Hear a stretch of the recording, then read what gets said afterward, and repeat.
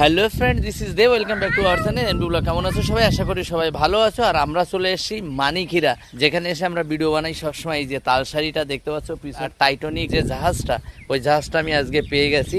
আমি জানতাম না যে মানিকহিরাতে টাইটানিক জাহাজ রয়েছে। এই দেখো, দেখেছো? পুরো দৃশ্যটা একটু দেখাই। এই দিকটা একটু তাকাও, কত সুন্দর। এইখানেই আসি ভিডিও শুট করতে সবসময়। যত ভিডিও দেখো আমার এই মানিকহিরার এইখানে।